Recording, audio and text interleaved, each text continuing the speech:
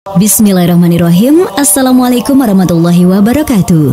Pada kali ini saya akan membagikan sebuah kisah tentang Hakim bin Hizam.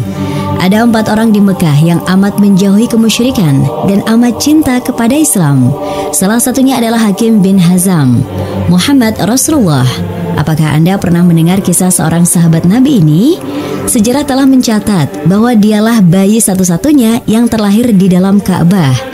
Adapun kisah kelahirannya ini, ringkasnya adalah bahwa ibunya masuk ke dalam Ka'bah bersama teman-temannya untuk melihat-lihat.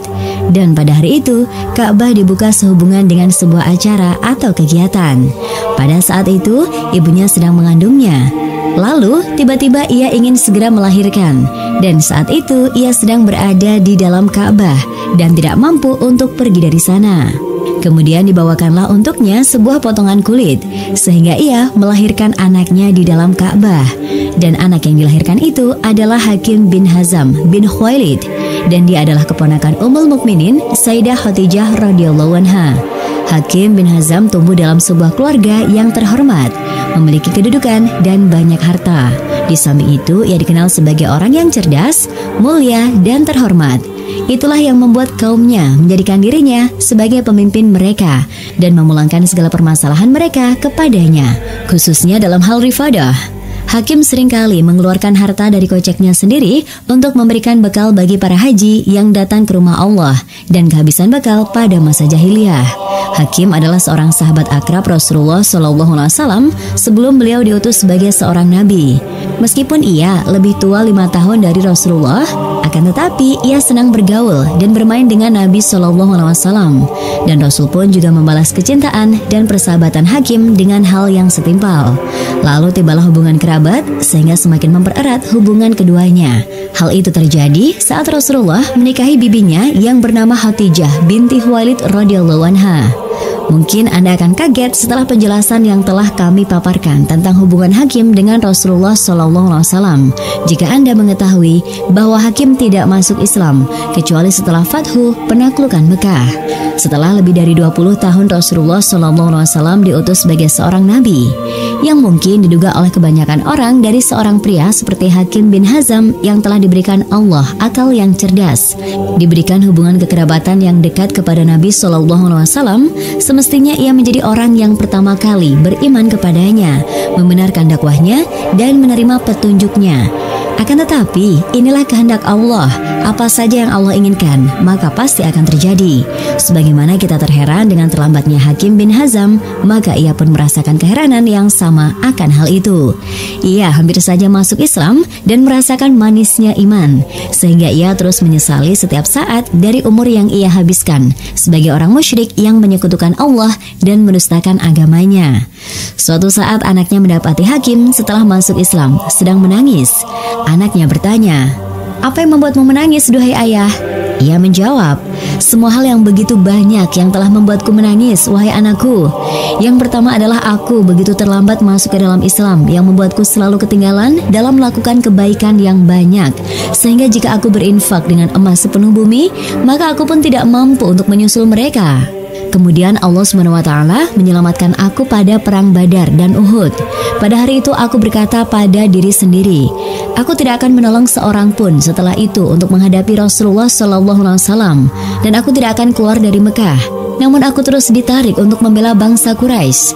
Lalu setiap kali aku hendak masuk Islam, aku melihat orang-orang tua suku Quraisy yang tersisa dan memiliki kemampuan yang terus berpegang dengan ajaran jahiliyah. Maka aku pun mengikuti jejak mereka lagi. Ya ampun, kalau saja aku tidak melakukannya. Tidak ada yang membuat kita celaka kecuali karena kita telah mengikuti jejak para bapak dan pembesar kita. Kalau demikian, mengapa aku tidak menangis, wahai anakku?" Sebagaimana kita merasa aneh dengan keterlambatan Hakim bin Hizam dalam memeluk Islam, sebagaimana ia juga merasa aneh.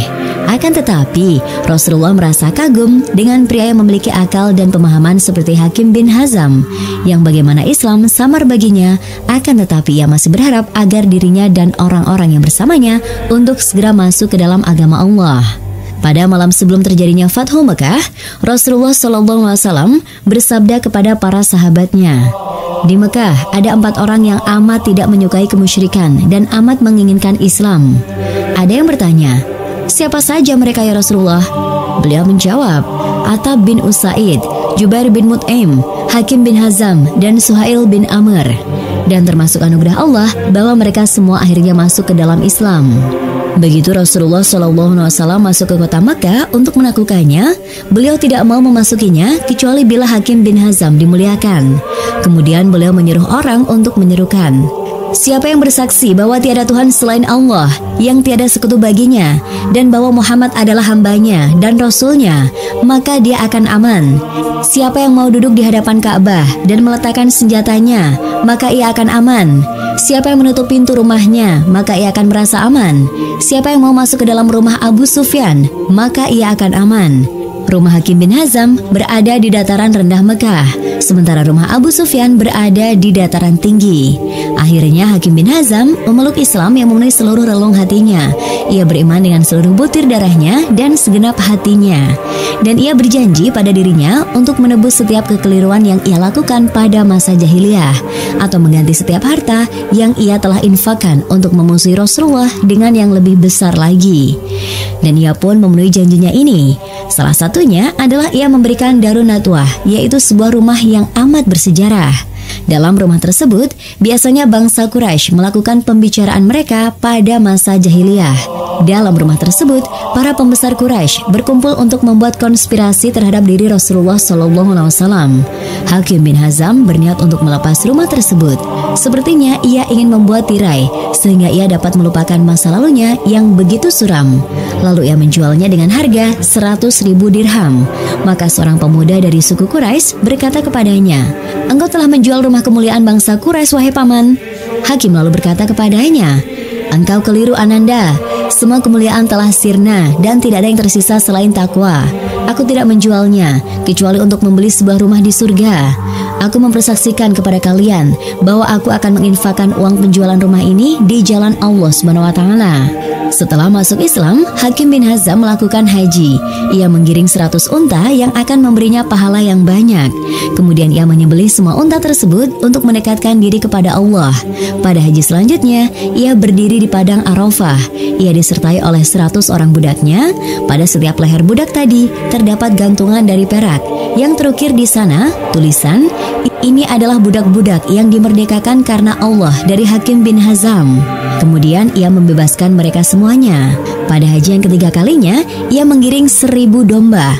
Ya, 1000 domba. Ia menyembelih semua domba tersebut di Mina dan memberikan dagingnya kepada kaum muslimin yang fakir sebagai sebuah sarana untuk bertakarub kepada Allah SWT. Setelah perang Hunainin usai, Hakim bin Hazam meminta kepada Rasulullah ghanimah dan lalu Rasul memberikan kepadanya.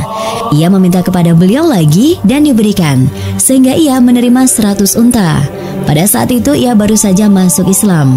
Rasulullah lalu bersabda kepadanya, "Ya Hakim, harta ini adalah manis dan amat disukai oleh manusia. Barang siapa yang mengambil harta tersebut dengan sifat qanaah, maka ia akan diberi keberkahan. Siapa yang mengambilnya dengan ketamakan, maka ia tidak akan mendapatkan berkah, dan ia akan menjadi orang yang terus makan tapi tidak pernah merasa kenyang. Tangan yang atas lebih baik daripada tangan yang bawah." Begitu ia mendengar sabda Rasulullah tadi, ia lalu berkata, "Ya Rasulullah, demi zat yang mengutusmu dengan kebenaran, aku tidak akan meminta apapun kepada seseorang setelahmu. Aku tidak akan mengambil apapun dari seseorang hingga aku meninggalkan dunia." Hakim menepati janjinya dengan sungguh-sungguh. Pada masa Abu Bakar, Hakim seringkali dipanggil untuk mengambil jatahnya dari Baitul Mal Muslimin, namun ia menolaknya. Pada masa Umar bin Khattab, ia pun sering dipanggil untuk mengambil jatahnya dari Baitul Mal Muslimin, namun ia masih menolaknya. Lalu Umar berkata di hadapan orang-orang, "Aku mempersaksikan kepada kalian, wahai seluruh muslimin, bahwa aku telah memanggil Hakim untuk mengambil haknya. Akan tetapi ia menolak." Hakim masih saja memegang prinsipnya untuk tidak mengambil apapun dari seseorang sehingga ia wafat. Dan demikianlah kisah kali ini. Semoga bisa bermanfaat bagi kita semua. Amin. Allahumma amin. Sekian. Wassalamualaikum warahmatullahi wabarakatuh.